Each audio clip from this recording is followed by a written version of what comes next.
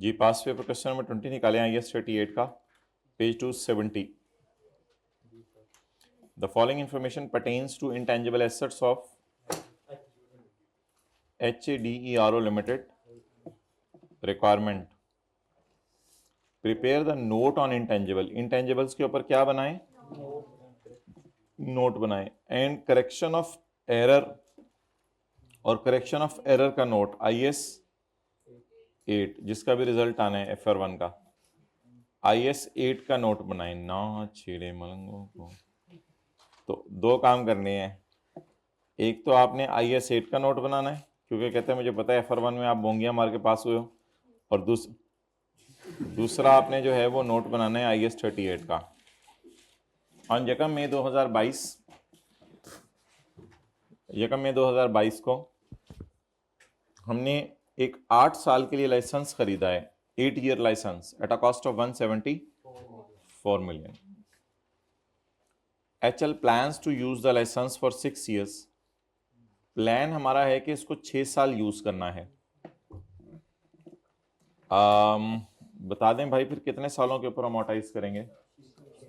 नहीं भाई वो तो 2 पेन इसमें पड़े हुए थे, बैग में होंगे, देखो किधर है वो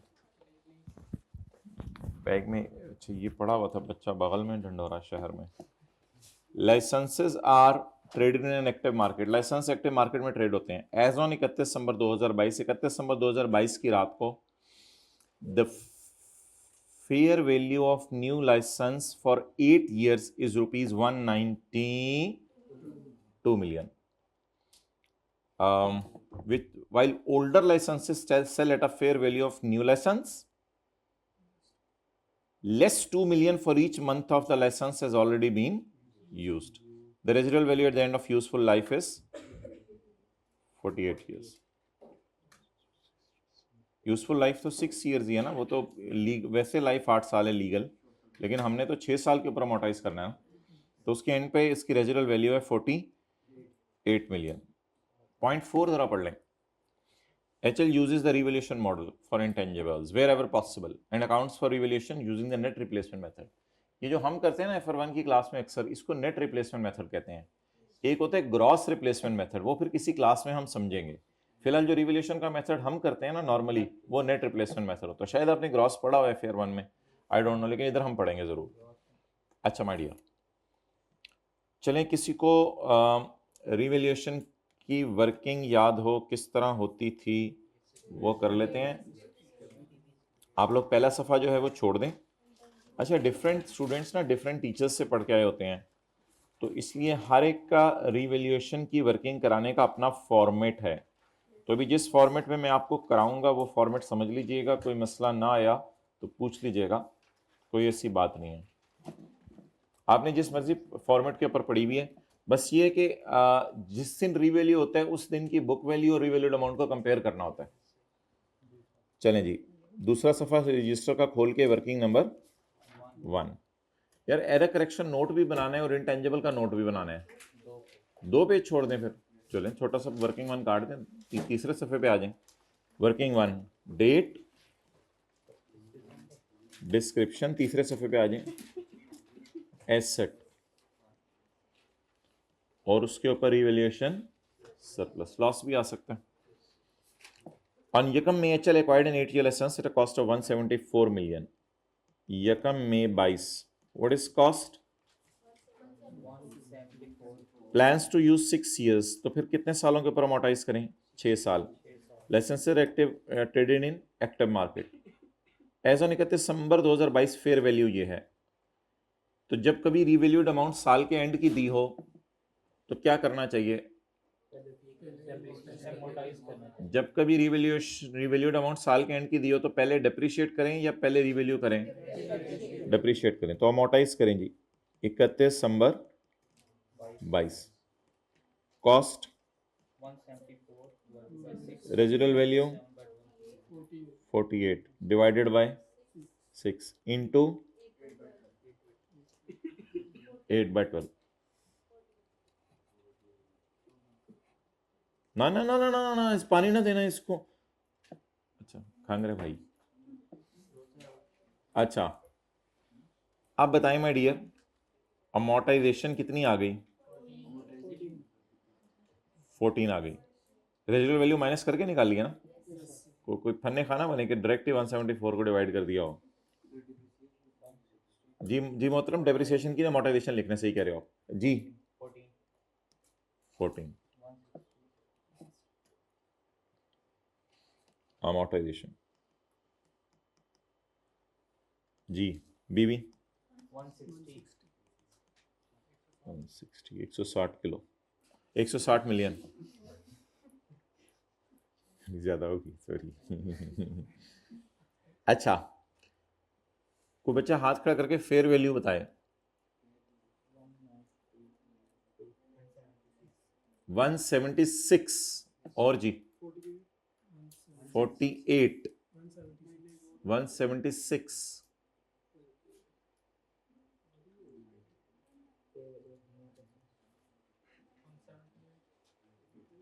अच्छा, उसने ना बड़े इंटरेस्टिंग तरीके से दिए।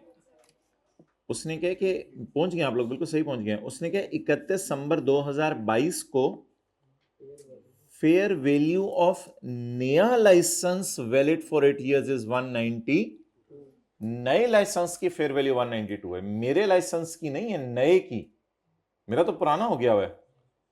वाइल अब ये ऐसे ना उसने मैथमेटिक्स की मार मारी है फेयर वैल्यू निकालने के लिए। ये कोई उसने अकाउंटिंग कॉन्सेप्ट नहीं टेस्ट किया आपका। उसने कहा नए की फेयर वैल्यू 198 है, वाइल ओल्डर लाइसेंस जो है वो बाजार में अगर लेके जाओ तो वो 2 मिलियन सस्ता बिकता है हर एक महीना इस्तेमाल होने पे। मुझे बताएं कितने महीने इस्तेमाल हो गया हमारा वाला लाइसेंस? 8 महीने। हर महीने इस्तेमाल होने पे 2 मिलियन सस्ता बिकता है। 8 मंथ्स इंटू 2 मिलियन, 16 मिलियन सस्ता बिकेगा। नया कितने का है? अच्छा, अब मैं बीवी को कंपेयर कर रहा हूं 31 दिसंबर 22 पे री वैल्यूड अमाउंट से। रीवैल्यूड अमाउंट अपने लाइसेंस की लूं या रीवैल्यूड अमाउंट जो है वो नए लाइसेंस की लूं, फ्रेश? अपना लाइसेंस तो फिर पुराना हो गया हुआ है। 192 minus 8 into 2 is equal to, अच्छा ये 8 इंटू 2 कुछ बता समझते हैं रेजिडुअल वैल्यू माइनस करें। नहीं नहीं नहीं नहीं, ये तो फेयर वैल्यू निकालने का उसने एक मैथमेटिकल तरीका बताया है। It is not an accounting तरीका कि दुनिया में ये असूल है कि चीजों की फेयर वैल्यू हर महीने 2 मिलियन कम होती है। ये तो ऐसे ही एग्जामिनर तंग करने बैठा हुआ था, उसको फेयर वैल्यू उसने कहा मैं दे दूंगा तो बच्चे एकदम पास हो जाएंगे, तो फेयर वैल्यू में थोड़ा घुमा दो। तो उसने कह दिया फेयर वैल्यू हर महीने 2 मिलियन कम हो रही है। तो फ्रेश नया लाइसेंस ले बाजार से तो कितने का मिलेगा? 192। लेकिन ओल्डर लाइसेंस, चलें जी, अब आप बता दें रिवैल्यूएशन सरप्लस कितना है?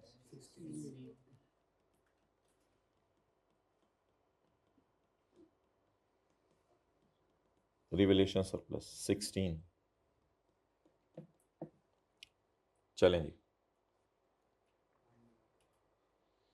नोट कर लें।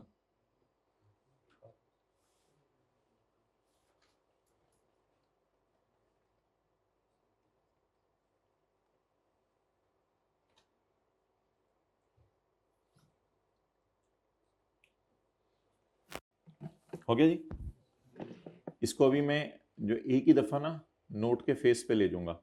अभी मैं फेस नहीं बनाना चाह रहा, एक ही दफ़ा हम उठेंगे सारा उधर कर देंगे नोट के फेस के ऊपर। नोट के फेस के ऊपर मुझे पता है इसकी रिवैल्यूड अमाउंट वगैरह कॉस्ट वगैरह जाएगी, एंट्रीज वगैरह होंगी, वो इंशाल्लाह ले जाएंगे। और वर्किंग अभी करके रखते हैं, अगला अगला इंटेंजिबल पढ़ें। हो गया जी, चलो जी। वर्किंग 1 को मैं रेनी डे के लिए सेव कर रहा हूँ, ये साइड पे सेव कर लिया। चलें जी, वर्किंग 2। यार ये बच्चे पूछते हैं बार बार, प्लीज़ इसको पढ़ लें दोबारा जिसे को समझ नहीं आ रही। सवाल में लिखा हुआ था कि फेयर वैल्यू ऑफ नया लाइसेंस इज़ 192, लेकिन पुराना लाइसेंस बिकता है फेयर वैल्यू ऑफ नया licence minus 2 million for each month of licence that has already been use. तो हमारे वाला तो यूज़ हो चुका है 8 महीने, तो बस फेयर वैल्यू निकालने में मसला था। ऑन यकम जुलाई HL acquired operation management software eight a cost of 410 million. तो ये परचेज है या इंटरनली जनरेट है?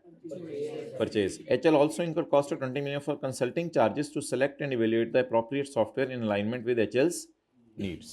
जी, इसको क्या करेंगे? अच्छा, ये अब ICAP ने ना कॉन्सेप्ट एक टेस्ट किया, बिल्कुल उसी तरह जिस तरह वेबसाइट कॉस्ट में आपने पढ़ा था ना, सिलेक्शन करना चीज़ों की, ये प्लानिंग फेज टाइप है। तो आज तक हम सवालों में कंसल्टिंग चार्जेस को कैपिटलाइज करते आए हैं, आज भी मैं करूंगा। अभी आएगी कंसल्टेंट फी, अभी मैं कैपिटलाइज करूंगा उसको, आज के सवाल में भी करूंगा। लेकिन वो कंसल्टेंट फीस वो होती है जो खरीदे हुए इंटेंजेबल को इंस्टॉल करने के अंदर हेल्प करे, या अच्छी वाली डेवलपमेंट फेज में कंसल्टेंट को फीस पे करें। ये कंसल्टेंट फी खरीदने से पहले सिलेक्शन और इवैल्यूएशन ऑफ सॉफ्टवेयर के लिए है, so that will be expensed out. याद रखिएगा, चीज खरीदने के बाद के खर्चे कैपिटलाइज होते हैं, जब खरीद ली ट्रांसपोर्टेशन, इंस्टॉलेशन, ये सारी चीजें। सो दैट इज, वेबसाइट में जैसे पढ़ा था ना, ये वेबसाइट है तो नहीं, जिसे प्लानिंग फेज में पढ़ा था सेलेक्टिंग प्रेफरेंसेस और इस टाइप की, तो ये उस टाइप का खर्चा है। अब आप वाजे मुझे जाके कहें कि आप हमें बताएं परचेज एसेट की लिस्ट में क्या क्या चीजें ऐड नहीं करनी, तो परचेज एसेट्स की लिस्ट में क्या क्या चीजें ऐड नहीं करनी, उसकी लिस्ट में आपको ये नहीं मिलेगा, थोड़ी सी ये अकल लगानी थी। अब यार आई थोड़ी थोड़ी इस तरह की चीजें आप पूछ लेते हैं, इसका क्या हाल है? अगर आगे हमने ये फिगर गलत भी ले लिया तो हमारी अमोर्टाइजेशन बस सही आनी चाहिए। अमोर्टाइजेशन ऑब्वियसली आएगी तो गलत, लेकिन जो कॉस्ट की बेस पे जब गलत होगी तो वो आपके नंबर नहीं काटेगा, सिर्फ इस पॉइंट पे नंबर काटेगा। जिससे मैं आपको मिसाल दूं कि जो हमने परचेज एसेट पढ़े थे, पहले दिन ही पढ़ लिए थे परचेज एसेट। अब परचेज एसेट की कॉस्ट में क्या क्या चीजें डालनी है वो हमने यहां पढ़ा था, और क्या चीजें नहीं डालनी है वो यहां पढ़ा था। अब इस लिस्ट में आपको नजर नहीं आएगी ये चीज, क्योंकि ये आई कि अपने बस अपनी तरफ से कॉन्सेप्ट पूछा आपसे। तो बता दें, ये खरीदने के बाद के खर्चे हैं या खरीदने से पहले सेलेक्ट करने के खर्चे हैं? दैट्स व्हाई इसको capitalise. So that was an अजीब कॉन्सेप्ट इन दिस क्वेश्चन। बाकी अल्हम्दुलिल्लाह सवाल स्मूथ है। आगे पढ़ें जी। HL expects that indefinite life can be achieved if HL incur future expenditures to enhance its performance standards by integrating artificial intelligence। अगर इसमें हमने आर्टिफिशियल इंटेलिजेंस डाल दी तो ये इंडेफिनिट पीरियड के लिए साथ देगा। अगर ये खर्चा नहीं करेंगे तो फिर 5 साल बाद ये ऑब्सोल्यूट हो जाना है। मशवरा दे दें जी, क्या करें? इंडेफिनिट लाइफ लें, 5 साल लें? एक्सेलेंट, 5 साल लें, because HL aspects that indefinite life can be achieved, इससे भी ज्यादा मजबूत लफ्ज, इफ HL इनकर फ्यूचर एक्सपेंडिचर। अभी तो किया भी नहीं, अभी तो आर्टिफिशियल इंटेलिजेंस के नाम की कोई चीज भी नहीं हमारे पास, अभी डालेंगे उसमें, फिर पता नहीं होगा नहीं होगा, तो हवाई बातें हैं सारी। तो विदाउट सच एक्सपेंडिचर, लेकिन अगर ये खर्चा नहीं करेंगे तो फिर इसकी लाइफ कितनी है? बाकी लीगल लाइफ वाला कोई कॉन्सेप्ट तो उसने दिया नहीं हुआ कि लीगल लाइफ इतनी है कि रिन्यूअल इतने की, ऐसा कोई कॉन्सेप्ट तो है नहीं इधर। तो इसलिए लाइफ तो 5 साल ही ले लेंगे। After the acquisition of new, जब न्यू सॉफ्टवेयर आया, ये तकरीबन तीसरा सवाल आ रहा है जिसमें जैसे ही कंपनी के पास नया सॉफ्टवेयर आता है तो पुराने को फारक करना शुरू हो जाते हैं या फौरन फारक कर देते हैं। जैसे ही न्यू सॉफ्टवेयर आ जाएगा, the existing software would henceforth serve limited purpose. ये नहीं कि एग्जिस्टिंग सॉफ्टवेयर अनइंस्टॉल कर देंगे, उसका काम कम हो जाएगा, would serve limited purposes. The existing software was acquired for 240 and as on 31 December 2021 126 मिलियन has been amortized based on useful life of। अब मुझे थोड़ा सा उठना पड़ेगा क्योंकि इसकी ओपनिंग वैल्यूज दे दी हैं उसने, तो नाम शाम यार सारे आप लोग खुद ही लिख लीजिएगा, वो आपको लिखने आते हैं। मुझे बता दें ये है क्या? नहीं, सॉफ्टवेयर से पहले क्या था? लाइसेंस। बाकी अंग्रेजी नोट आपको लिखना आता है वो सॉफ्टवेयर। असल में इसकी ना ओपनिंग वैल्यूज आ गई तो वो लिख लेते हैं। नहीं, ग्रॉस कैरिंग अमाउंट लिखना होता है, यहां कॉस्ट नहीं लिखना होता, क्योंकि कई दफा रीवैल्यू भी हो रहा होता है। ओपनिंग एडिशन, जी एडिशन बोले, लाइसेंस की छोड़े एक ही दफा कर लेंगे। ओपनिंग बोले 210 जो लिखने आए थे, और आज तो रिवैल्यूएशंस भी हैं तो लाइनें 3-4 छोड़ दें जरा। 240 वालों, अभी तो मैं कुछ और बता रहा हूं, मैं तो अभी पुराने की कॉस्ट 240 है, जी जी सॉरी 240 अकोमोलेटेड अमोर्टाइजेशन 126, ये तो हमें लिखना पड़ना था वरना फिर भूल जाना था, 240 और 126।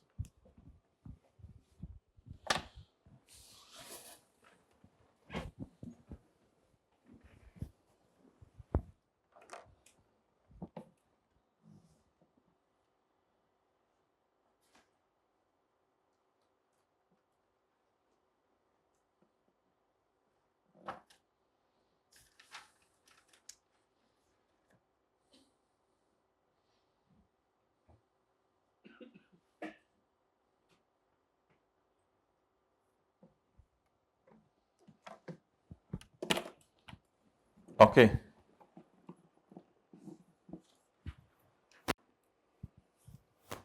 कर लिया नोट, चलें पढ़ें जी। After the acquisition of a new software, the existing software would henceforth serve limited purpose. The existing software was acquired for 240 million and as on, भाई ये फुल स्टॉप उड़ा दो, तस्वीर खींच के भेजो।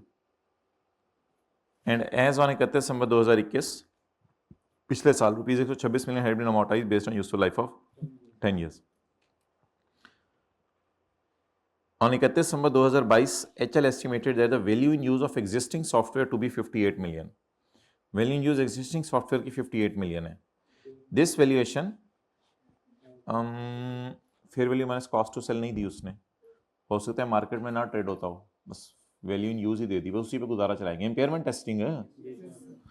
This valuation has been computed using the cash flows projected over the revised remaining useful life of, original अंदाजा क्या था लाइफ का? नहीं मैं पुराने की पूछ रहा हूं, नए की कहानी मुझे ना बताएं। नए की कहानी तो इधर है, नए की कहानी को मैंने क्या करना है, मैं तो सिर्फ पुराने की पूछ रहा हूं आपसे। पुराने की ओरिजिनल लाइफ क्या थी? 10 years। और अब हमने क्या सोचा, इसकी रिमेनिंग लाइफ कितनी है? ये किस दिन खड़े होकर सोची है? 31 दिसंबर। लेकिन अगर हमारे साल के एंड पे खड़े होकर मुझे रिमेनिंग लाइफ पता चल जाए तो इसको इफेक्टिव हमारे साल के स्टार्ट से लेना है या एंड से लेना है? आप बताएं, साल के एंड पे अगर रिमेनिंग लाइफ 2 साल है तो साल के शुरू में रिमेनिंग लाइफ कितनी बनी? तो बेहतर है हमारे साल की अमोर्टाइजेशन भी रिवाइज लाइफ के बेस पे कैलकुलेट करें। अब बता दें, अगर हमारे साल के एंड पे खड़े होके अगली रिमेनिंग लाइफ पता चल गई तो अगली रिमेनिंग लाइफ 2 साल है, लेकिन अगर हमारे साल के शुरू में खड़े हो तो रिमेनिंग लाइफ 3 साल है। जब भी remaining life calculate original life पे डिवाइड ना करें तो कॉस्ट को लेंगे या बीवी डिवाइड बाय रिमेनिंग लाइफ? अच्छा, अब थोड़ा सा डायग्राम बना के समझ लें। पिछला साल कौन सा है? 2000। हमारा साल 22। अगले 2 साल कौन से हैं? यहां खड़े होके रिमेनिंग लाइफ अगर 2 साल है तो यहां खड़े होके मुझे इस दिन बताएं कॉस्ट क्या है? 31 दिसंबर 21 को भी लिख के आए हैं उधर 2, और इस दिन मुझे बताएं अकोमोलेटेड डेप्रिसिएशन कितनी है? जवाब 1114। अब कॉस्ट डिवाइडेड बाय 10 years करूं या book value divided by 3 years? 3 years समझ आ गया ना कैसे आया? यहां खड़े होके 2 साल है तो यहां खड़े होके, अब अगर यहां खड़े होके लेनी है तो फिर इस बुक वैल्यू को लेना पड़ेगा। तो ये माय डियर डेटा है कॉस्ट का, 240 माइनस 126। 114 को मैं डिवाइड करूंगा 3 से। Working number 2,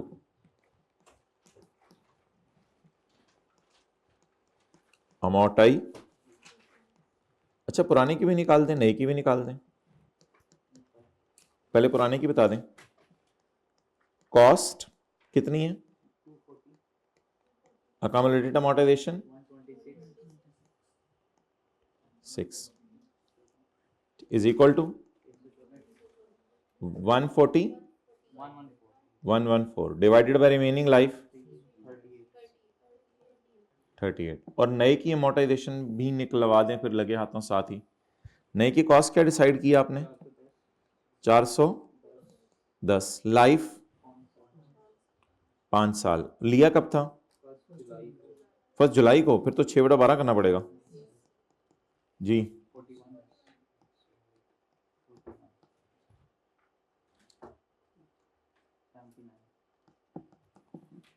79।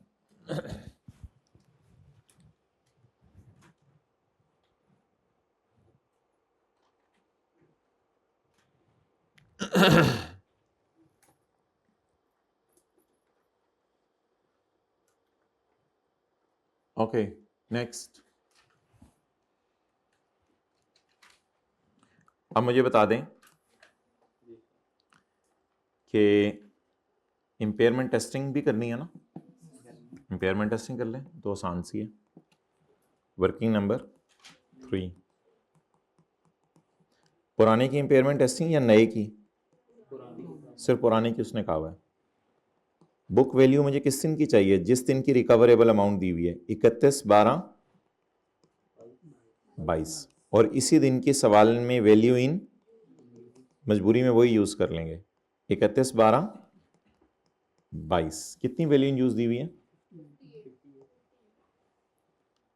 बुक वैल्यू निकालने के आपको याद है मैंने कहा था 2 तरीके बताए थे। अब या तो आप 114 माइनस 38 कर लें,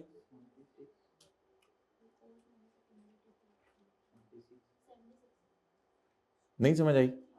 एक और तरीका देख लें। 114 माइनस 38 नहीं करना तो 240 is cost, 126 is opening accumulated amortisation, amortisation for the year 38। और देखें दोनों तरीके से सेम आ रही है, दोनों तरीके से सेम आ रही है कह रहे हैं, जैसे आपको पसंद है।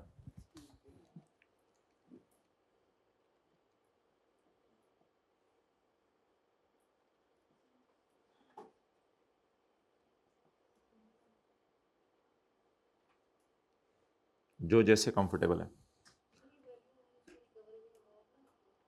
वैल्यू इन यूज की जगह ठीक है रिकवरेबल अमाउंट लिख के ब्रैकेट में लिखते हैं वैल्यू इन यूज है।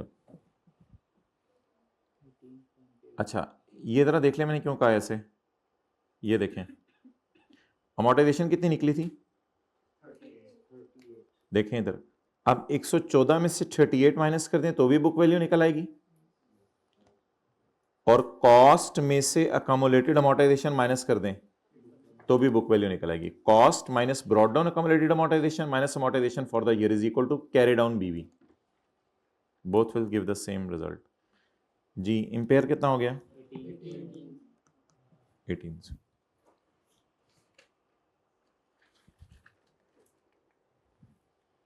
Okay next.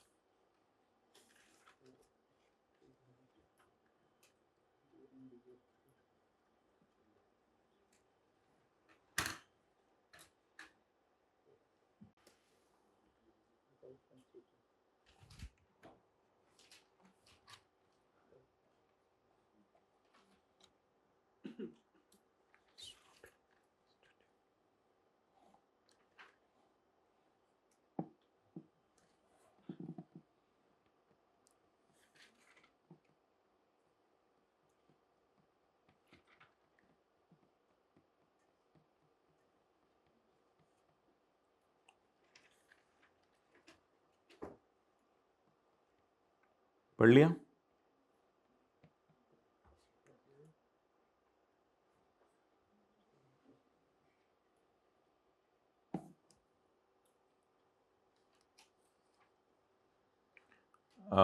हमारे साल पता चला है कि पूरी कॉस्ट 1050 मिलियन की प्रोडक्ट डेवलपमेंट पे वो इंटेंजिबल में डाल दी है without considering the following pertinent facts. इन फैक्ट्स को इग्नोर किया गया।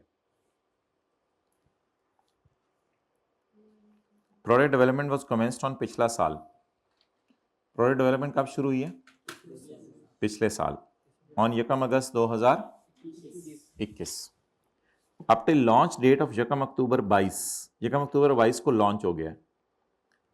जरा मुझे बताएं कि प्रोडक्ट स्टार्ट कब हुआ? प्रोजेक्ट यकम अगस्त 21। और किस दिन फैक्ट्री को हैंड ओवर हो गया?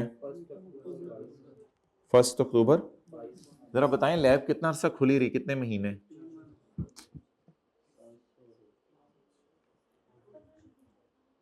तसल्ली से गिने। अगस्त, सितंबर, अक्टूबर, नवंबर, दिसंबर, कितने महीने हो गए?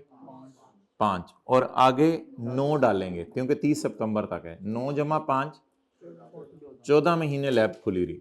Any confusion? चलिए फिर आगे। Salaries, equipment, consumable, consultant fees. ये घिसा पिटा वो डब्बा जो डालता होता है अक्सर। तीसरे सवाल में आज डाला है इसने। क्वेश्चन 19 खोल के देखें, पीछे खुला हुआ है, उसमें भी यही डब्बा बना हुआ था। वो घिसा पिटा डब्बा जो डालता होता है। नहीं, पिछला सवाल नहीं करना, मन नजर इधर करनी है। The recording criteria of capitalisation was met on यकम फरवरी 22। रिकॉर्डिंग क्राइटेरिया का पूरा हुआ यकम फरवरी हमारे साल। All cost have been incurred evenly during the period. ये ड्यूरिंग द पीरियड कौन सा पीरियड है, कोई बता दे? All cost are incurred evenly during the period. During 14 महीने। ड्यूरिंग 14 महीने, कोई हावर ईयर प्रीवियस ईयर तो नहीं लिखा हुआ, बस ड्यूरिंग 14 महीने। 14 महीने लैब खुली रही है, ऑल कॉस्ट इनकर हुई इवनली एक्सेप्ट इक्विपमेंट। वो देख लेते हैं बाद में जरा, एक्सेप्ट इक्विपमेंट। तो ये बता दें फिर कितना बन गया? 420 को जरा छोड़ के बताएं, इन तीनों को जमा करें। 630। ये 630 कितना अरसा खर्च हुआ है? All costs except equipment.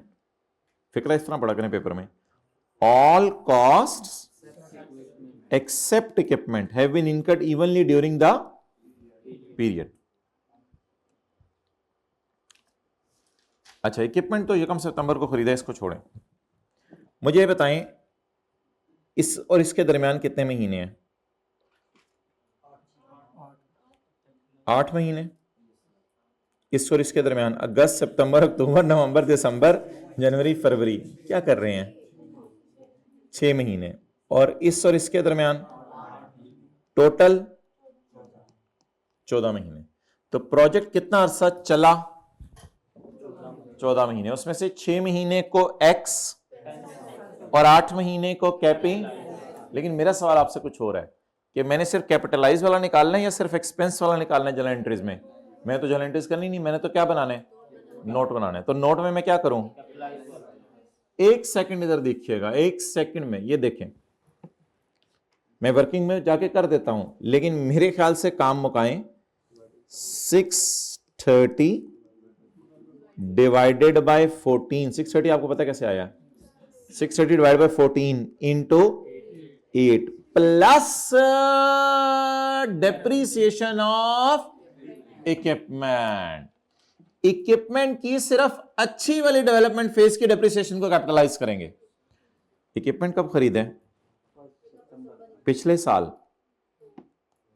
तो बस रिलैक्स रहें आप। इक्विपमेंट सितंबर, अक्टूबर, नवंबर, दिसंबर पिछले साल की डेप्रीसिएशन तो बुरी वाली डेवलपमेंट की है। हमारे साल की जनवरी भी फारक करें, फरवरी से अक्टूबर 8 महीने, और अक्टूबर, नवंबर, दिसंबर की भी टेंशन ना लें। आई रिपीट, इक्विपमेंट कब खरीदा है? पिछले साल। पिछले साल के महीने गिने जो चले, सितंबर, अक्टूबर, नवंबर, दिसंबर। ये 4 महीने पिछले साल डेप्रीसिएशन किस फेज की है? बुरी वाली डेवलपमेंट फेज की। हमारा साल का जनवरी बताएं, हमारे साल का जनवरी भी तो आएगा ना, जनवरी 22, वो भी बुरी वाली डेवलपमेंट। अब अच्छी वाली डेवलपमेंट गिनना शुरू करें। फरवरी, मार्च, अप्रैल, मई, जून, जुलाई, अगस्त, सितंबर, और अक्टूबर, नवंबर, दिसंबर का डेप्रिसिएशन भी कहां डालें? एक्सपेंस में डालें। लेकिन मेरे ख्याल से मुझे कैपिटलाइज बता दें कितनी करनी है। 420, ये कितने सालों की आ गई? 1 साल की, मल्टीप्लाइड बाय 8/12, ये ग्रैंड टोटल आ जाएगा। लेकिन इसको वर्किंग में जाके करें। Working number, cost of intangible, जी वेरियस कॉस्ट्स जो आई 630 कैसे निकला उसे बताएं ना। Plus 160 is equal to into, अब ये बाय 14 पता नहीं बच्चों ने पेपर में सही किया होगा या नहीं किया होगा। ये सारी गेम बाय 14 वाली होती है। उसके लिए बड़ा अक्ल होनी चाहिए हमारे में कि लैब कितना अरसा खुली रही है। लैब 14 महीने खुली रही है। जी बोलें। 360 और क्या डालें? सिर्फ किस फेज की? Depreciation on equipment. Cost equipment की, लेकिन इसको जब मैं डिवाइड करूंगा तो मुझे 1 साल की डेप्रिसिएशन मिल जाएगी। मुझे पिछले साल सितंबर, अक्टूबर, नवंबर, दिसंबर की नहीं चाहिए, हमारे साल जनवरी की नहीं चाहिए कैपिटलाइज करने के लिए, और हमारे साल अक्टूबर, नवंबर, दिसंबर की नहीं चाहिए। तो कब से कब तक की? फेब से सितंबर तक की इनटू, भाई ये तो 12 से ही करना है ना, क्योंकि ये तो डेप्रिसिएशन 1 साल की होती है ना। ये तो 12 से ही करना है ना डिवाइड, ये तो नहीं 14 से। 50 416।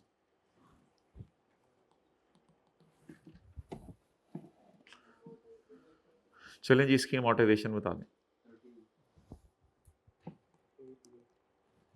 416, अब मैं हेडिंग नहीं दे रहा, अमोर्टाइजेशन की हेडिंग्स ना दिया करें, उधर ले जाएंगे तो पता चल जाएगा। 416 डिवाइडेड बाय 8 मल्टीप्लाइड बाय 3।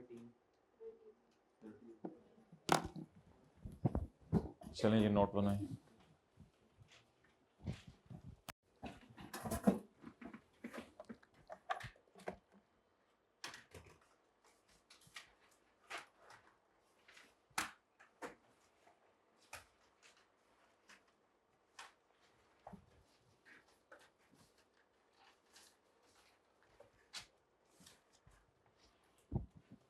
हाँ जी, अब माय डियर, तीसरा हमारा कौन सा है? कोई नाम लिखा हुआ है तीसरे का? प्रोजेक्ट पता नहीं क्या, जो भी है, प्रोडक्ट डेवलपमेंट।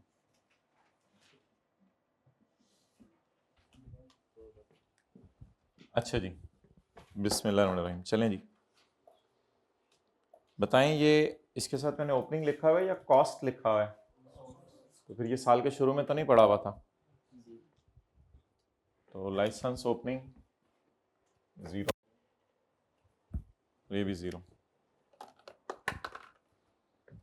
आप बताएं मुझे एंट्रीज बताएं। 174 की एंट्री बताएं। लाइसेंस डेबिट कैश क्रेडिट, इसको पोस्ट करें एडिशंस में। परचेस्ड और इंटरनली जनरेटेड। जी कितने का परचेज किया? 174।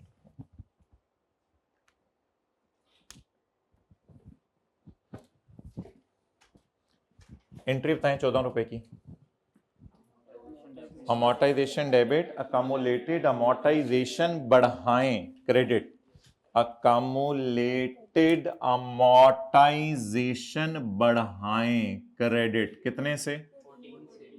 14 से।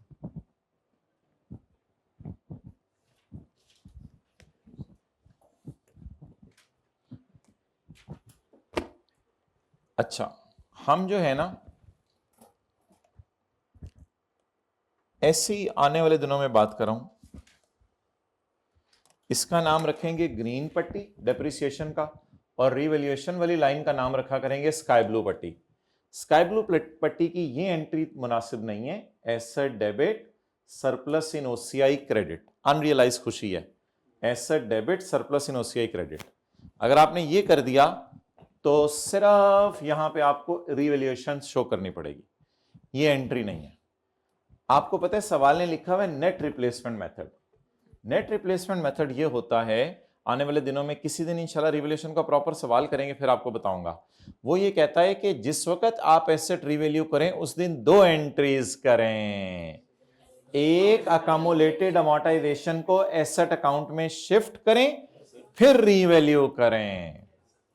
तो रिवैल्यूएशन की दो एंट्रीज होती हैं, एक एंट्री होती है अकामुलेटेड अमोर्टाइजेशन को एसेट अकाउंट में शिफ्ट करें। वो किसी को एंट्री याद हो, accumulated amortisation account debit, asset account credit, ये 14 रुपए को शिफ्ट करें, इस अकाउंट को जीरो करें, इस अकाउंट को जीरो करें। शिफ्टिंग एंट्री बताएं। ट्रांसफर, अकामुलेटेड अमोर्टाइजेशन डेबिट, और इधर क्या लिखते थे? ट्रांसफर। कितना? 14।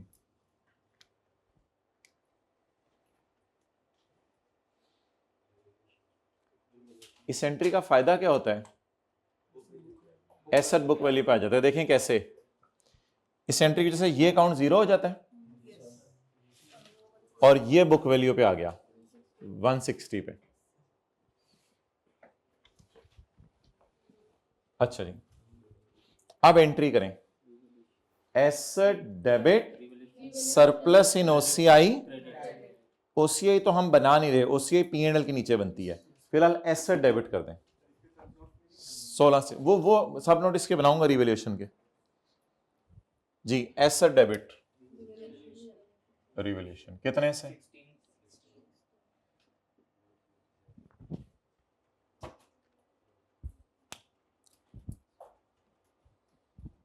चलें जी। और डिस्पोजल्स वगैरह हैं सवाल में? बस फिर तो डब्बा पूरा कर सकते हैं हम, डिस्पोजल कोई नहीं है।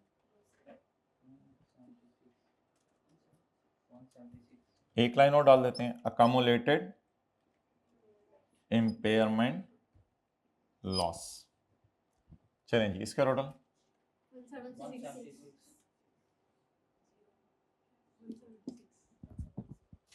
नहीं, बुक वैल्यू एक ही दफा निकालेंगे, एक दफा अकामुलेटेड अमोर्टाइजेशन इम्पेयरमेंट देख लें कितनी लाइनें लेती है। दो ही लाइनें लेगी ये, ओपनिंग और इम्पेयरमेंट फॉर द ईयर।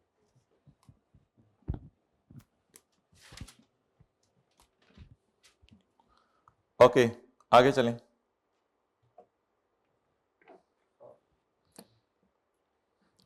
इसकी कॉस्ट बताएं दूसरे की। 410 या 410 प्लस 20? 410 पर चेस्ट।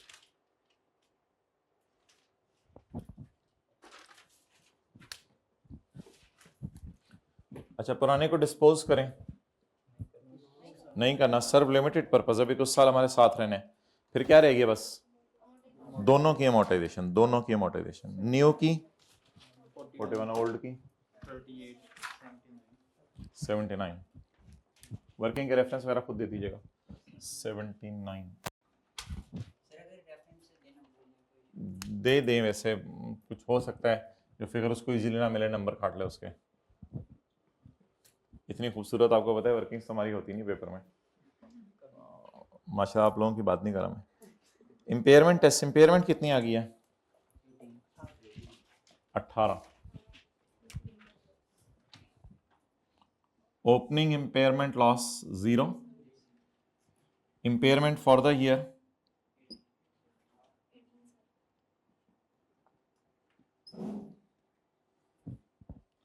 अब करा दें टोटल जिसके भी।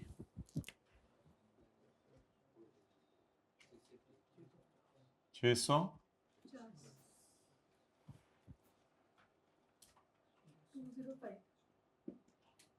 205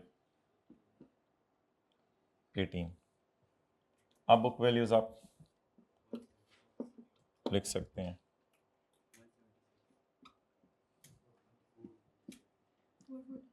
440 420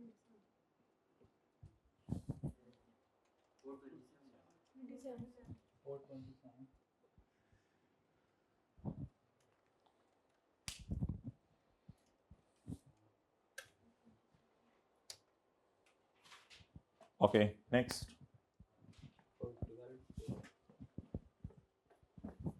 चलें आगे। इंटरनली डेवलप कितने की है? वो एरर भी हुई है। ओ भाई एरर को सही कर लेंगे, एरर सही करना अभी अभी तो हमने इंटेंजिबल का नोट बनाना है। इंटेंजिबल का नोट बनाते हुए अब ये तो सोचने की जरूरत नहीं है कि एरर क्या हुई थी, उसको कैसे सही करना है। इंटेंजिबल का जब नोट बना रहे हैं तो ओरिजिनल जो डाटा था उसको निकाल लें, उसे पोस्ट कर दें। तो जरा फोकस करें, हमने ओरिजिनल रॉन्ग रेक्टिफाइंग के चक्कर में क्यों नहीं पड़े। वो तो एरर करेक्शन का नोट बनाना है ना, या तो रेक्टिफाइंग एंट्रीज करनी होती है, वो भी नहीं करनी। नोट में कौन सी एंट्रीज जाती हैं? ओरिजिनल रॉन्ग रेक्टिफाइंग ओरिजिनल, तो ओरिजिनल हमने कर ली है, ओरिजिनल फिगर्स निकाल ली है सारी। तो जरा थोड़ा सा ये इस तरह भी प्लान करके चलें।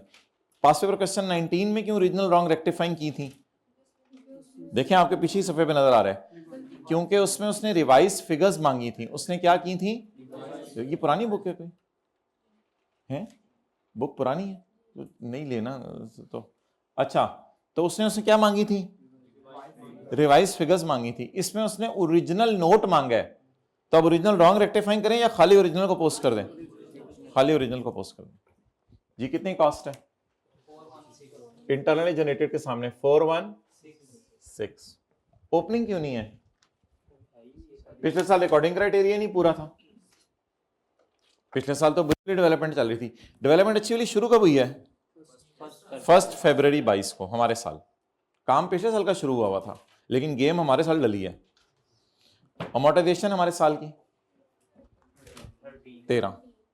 इक्विपमेंट के सारे की क्यों नहीं डिडक्शन निकालनी पड़ी? बाकी इक्विपमेंट की डिडक्शन P&L में गई होगी, हमें क्या, हमने तो सिर्फ नोट बनाना है हमारा। जी बोले 13 बोले बीवी 403।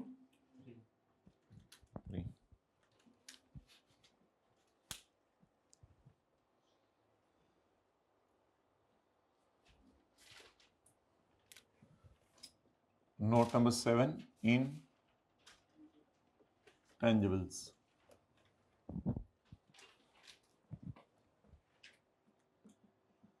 The revaluation is performed by, नहीं नीचे वो 2-3 लाइनें छोड़ दें, कॉस्ट मॉडल और मेजरमेंट बेसिस खुद ही लिख लीजिएगा घर जाके। यूजफुल लाइफ,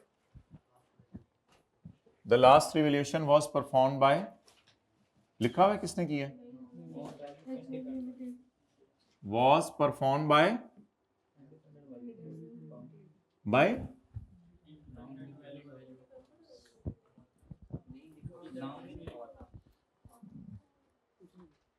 हेटेरो लिमिटेड नहीं बोलना खुदा के लिए, हम तो खुद हैं अपनी अगर रिवैल्यूएशन इंडिपेंडेंट वैल्यू रिवैल्यू करता है।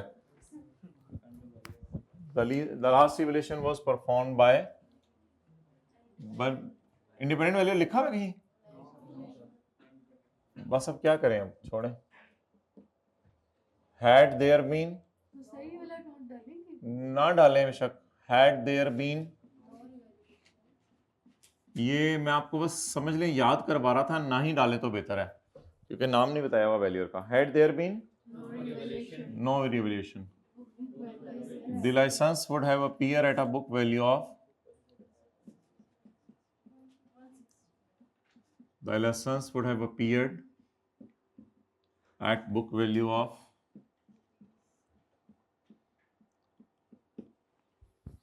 अल्लाह करे दी हो बुक वैल्यू ईयर एंड की।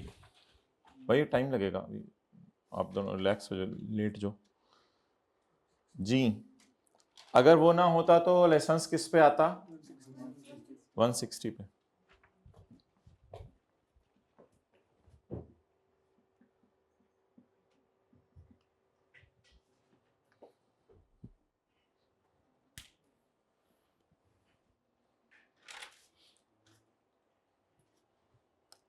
जी आगे चलें।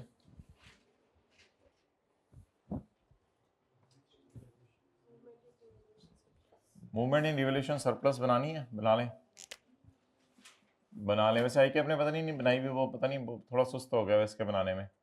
मूवमेंट इन रिवॉल्यूशन सरप्लस, जी पहले क्या लिखें? ओपनिंग नहीं है, और अरोज कितनी?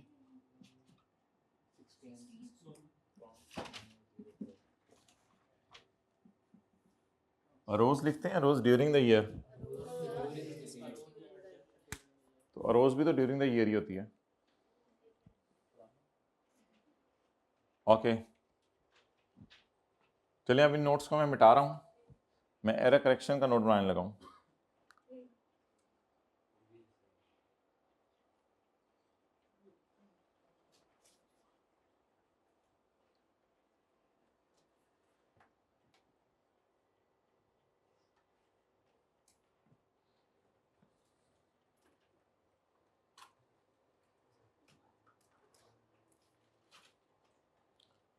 जी हाथ खड़ा करके बता दें एरर करेक्शन के नोट में आपके जहन में क्या आ रहा है, क्या कम क्या करें।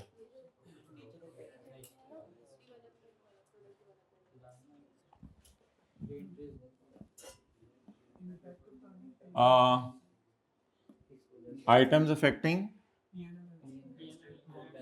P and L and item affecting, मुझे बता दें करना क्या है एरर करेक्शन नोट बनाते हुए, करना क्या है, थोड़ी सी प्लानिंग बता दें, क्या करें, हाथ खड़ा करके बता दें करें क्या, वर्किंग क्या करें, वर्किंग क्या करें, एक्सपेंस कितने, वो वर्किंग कैसे करें ना, कोई बताएं इस फिगर को ये करें, इस फिगर को ये करें, फिर इसके साथ ये करें। 630 डिवाइडेड बाय मल्टीप्लाई 6/12 गलत जी, डिवाइड बाय 14 मल्टीप्लाइड बाय 6 गलत, और जी कोई बता दे यार।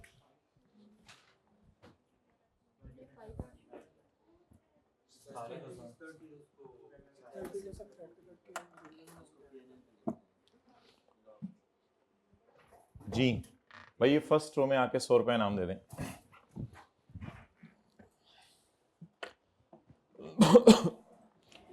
अच्छा भाई करना ये पड़ेगा कि आपको error correction note current year की एरर का नहीं बनता, क्योंकि करंट ईयर की एरर हम यूजर को सही करके भेज देते हैं। एरर करेक्शन नोट बनता है प्रायर ईयर एरर का, प्रायर ईयर में जो खर्चा हुआ उसकी ओरिजिनल एंट्रीज कर लेते हैं और उसकी रॉन्ग एंट्रीज कर लेते हैं। अब मुझे प्रायर ईयर की ओरिजिनल और रॉन्ग एंट्रीज करवाएं, प्रायर ईयर की ओरिजिनल और wrong entries, working number 6, prior year की एंट्रीज करवाएं, वर्किंग नंबर 6।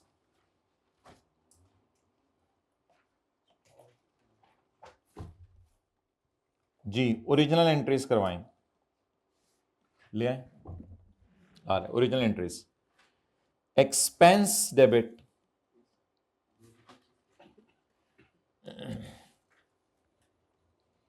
जी बताएं, 600 डिवाइडेड बाय 14, वो तो 14 महीने का इकट्ठा दिया हुआ है, मल्टीप्लाइड बाय अगस्त सितंबर अक्टूबर नवंबर दिसंबर। मैं मान रहा हूं कि पी एंड एल में जनवरी भी जाना है, लेकिन प्रायर ईयर एरर तो 31 दिसंबर तक हुई है ना। अब एरर करेक्शन नोट बनाने तो पिछले साल की ओरिजिनल एंट्रीज करें और पिछले साल की, अनलकीली पिछले साल की ब्रेक रकम फरवरी पे लगेगी या 31 दिसंबर पे, 31 दिसंबर पे। हमारे साल भी 1 महीने एरर हुई है, लेकिन उसको एरर करेक्शन नोट में क्यों नहीं लेके जाएंगे, वो तो नोट पहले ही सही करके भेज देने हमने। तो इनटू 5 225, ये साइंसदानों को तनख्वाह दी होगी हमने, डन। अच्छा और पिछले साल क्या खरीदा था, इक्विपमेंट पीपी, कितने का, 420, और इसकी डेप्रिसिएशन को कहां डालना था, पी एंड एल में,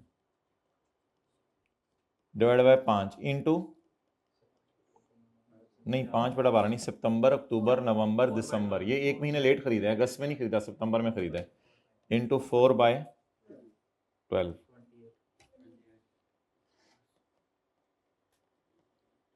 फर्स्ट रो में दे दो भाई। और कोई एंट्री पिछले साल की, और कोई एंट्री पिछले साल की, बी कॉन्फिडेंट, इंटेंजिबल बना ही नहीं तो उसकी अमोर्टाइजेशन क्यों होनी है? इंटेंजिबल बना ही नहीं तो उसकी अमोर्टाइजेशन क्यों होनी है? तो बस और कोई एंट्री नहीं पिछले साल की। रॉन्ग एंट्री बताएं।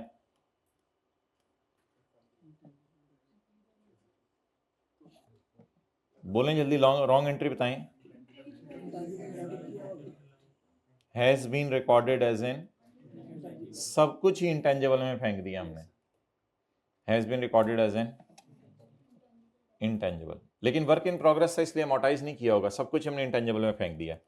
फिगर अब आप लोगों ने बतानी है, सब कुछ ही इंटेंजिबल में डाल दिया।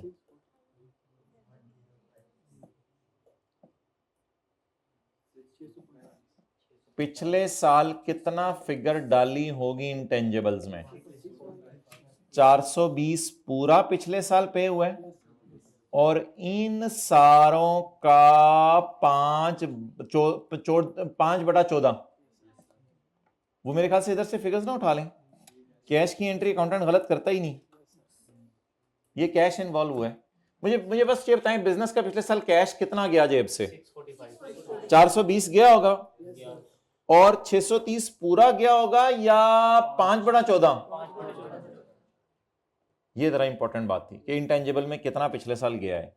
तो एक तो इंटेंजिबल में पिछले साल तनख्वाहें गई हैं उनकी, सब कुछ ही वो डाल रहे हैं ना इंटेंजिबल में, और इक्विपमेंट की कॉस्ट गई है टोटल। इंटेंजिबल डेबिट,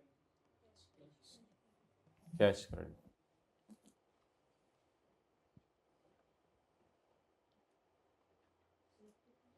अब नोट बनाने की कोशिश करें।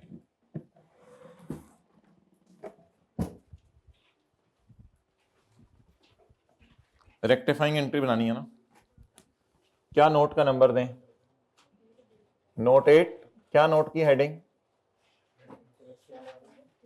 जो आप लोग FR1 में देते थे वही वाली लिखवा दें, करेक्शन ऑफ एरर। थोड़ी सी नेचर बता देते थे शायद, नेचर बता दें थोड़ी सी।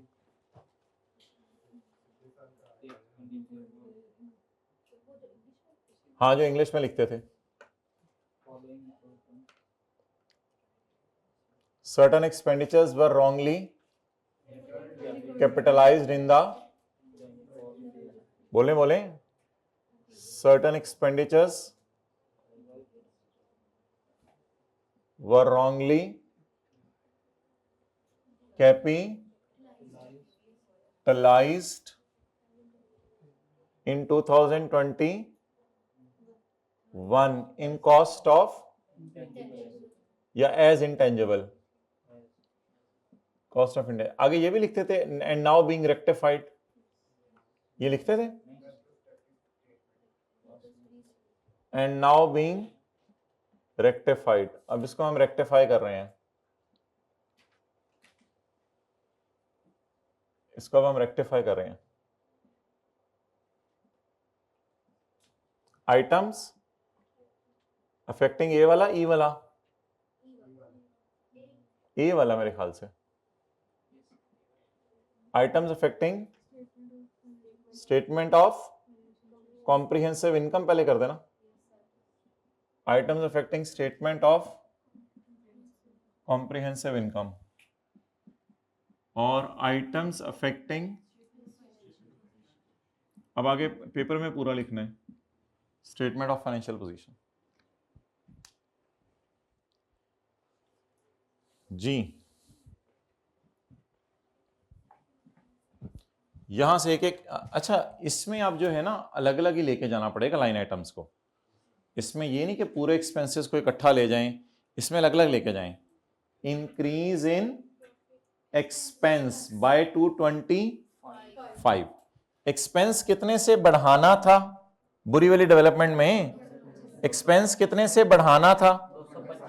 कितने से बढ़ाया? नहीं बढ़ाया तो बढ़ा दें। Increase in expense, in development expense, in research expense, जो मर्जी लिख लें, बस बुरी डेवलपमेंट। कितने से? 225। Increase in development expense.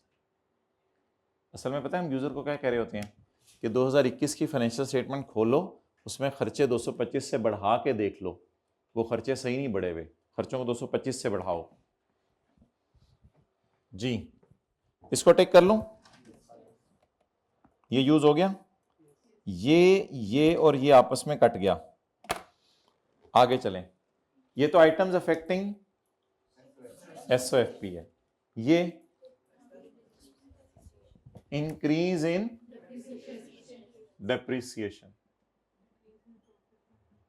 Depreciation of equipment कितना 28।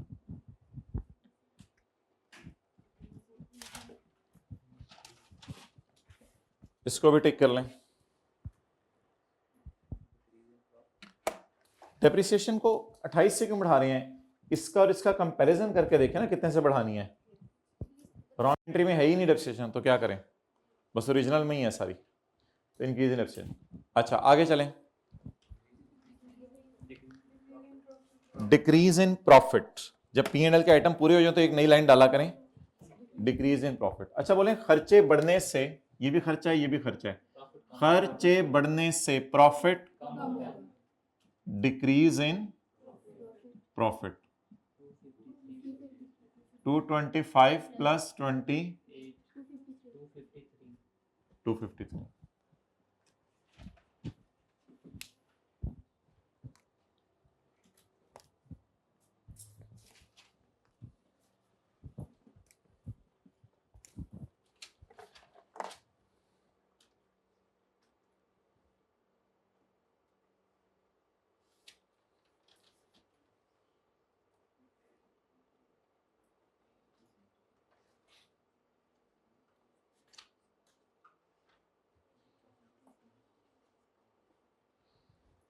चलें जी आगे, आगे क्या है, increase in equipment, equipment record ही नहीं किया हुआ उसने, इंक्रीज इन इक्विपमेंट, इक्विपमेंट्स को बढ़ा दें, net net net net net 420 minus 28, 420 minus 28 390, to equipment को बढ़ा दें।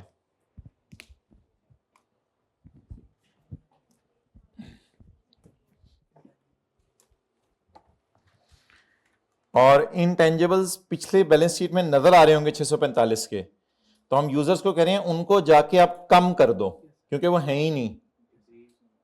असल में ये नोट का मकसद होता है, यूजर को पता है क्या कह रहे होते हैं, पिछले साल की फाइनेंशियल स्टेटमेंट में जाके ये करो ये करो ये करो ये करो, और जाके पिछले साल की फाइनेंशियल स्टेटमेंट इंटेंजिबल को कम कर दो, इंटेंजिबल क्रेडिट।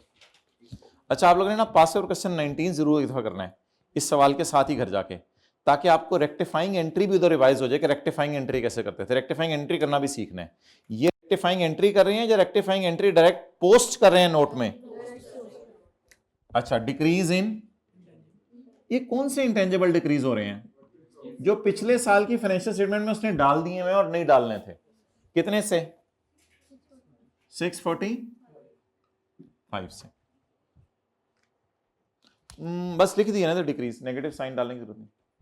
अच्छा मुझे ये बताएं, एक और चीज आती है बैलेंस शीट में जो यहां से नहीं पता चलेगी, रिटेन्ड अर्निंग। रिटेन्ड अर्निंग का क्या तरीका बताया था टीचर ने? इन दोनों का डिफरेंस लें या प्रॉफिट वाला भी ले सकते हैं? वैसे तो शायद इन दोनों का डिफरेंस लेके भी होता था एक रिटेन्ड अर्निंग निकालने का तरीका, क्योंकि ये एसेट्स हैं ये भी एसेट्स हैं, ओवरऑल एसेट्स हैं, तो बैलेंस शीट की formula assets equal to capital plus liability, तो वो भी एक तरीका होता है। देखिए ना ओवरऑल क्या फर्क पड़ रहा है, इंक्रीज इन इक्विपमेंट और डिक्रीज इन, तो एसेट्स क्या हो रही हैं? कम हो रहे हैं। कितने से? 253 से। तो अब कैपिटल में आरी पड़ी हुई है, तो आरी को भी कम करना पड़ेगा तो इक्वेशन बैलेंस होगी। ये तरीका बताते थे टीचर। प्रॉफिट वाला कर लेते हैं फिर। ये तरीका वैसे कितने लोगों को समझ आ गया है? तो थोड़ा सा कोशिश करें शायद समझ आ जाए। इक्विपमेंट ओवरऑल, इक्विपमेंट और इंटेंजिबल दोनों ही एसेट हैं लकीली। एसेट्स को कम कर दो कितने से? इससे कैपिटल भी, अगर अकाउंटिंग इक्वेशन बैलेंस रखनी है। एक ये तरीका है, इसको छोड़ें अभी। प्रॉफिट कम होने से retained earning, come decrease in retained earning, वही फिगर 253।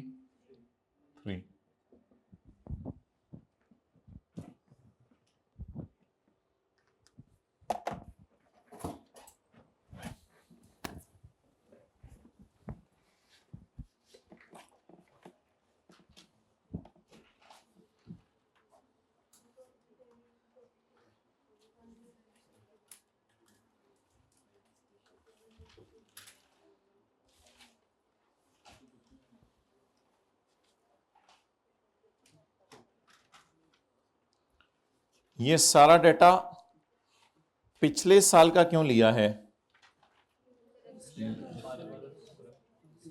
बोलें, हमारे साल वाला तो करेक्ट ही हुआ नहीं, उसमें भी गलती हुई है, लेकिन वो करेक्ट होके ही यूजर के पास गया है। तो ये सारा डेटा किस साल का लिया है? पिछले साल का। और अगर इसकी रेक्टिफाइंग एंट्री बनती, वो कैसे बनती, जरा वो भी रिवाइज कर लें। एक्सपेंसेस को बढ़ा देते कितने से? 225 जमा 28, और इक्विपमेंट को क्या कर देते? डेबिट कम कर देते।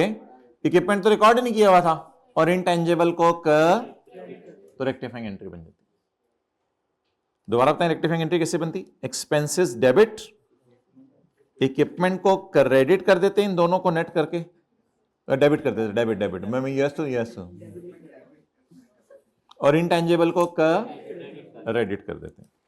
अच्छा भाई ठीक है, क्लोज करो, हम एमसीक्यू की डिस्कशंस कर रहे हैं। अब जिसने बैठना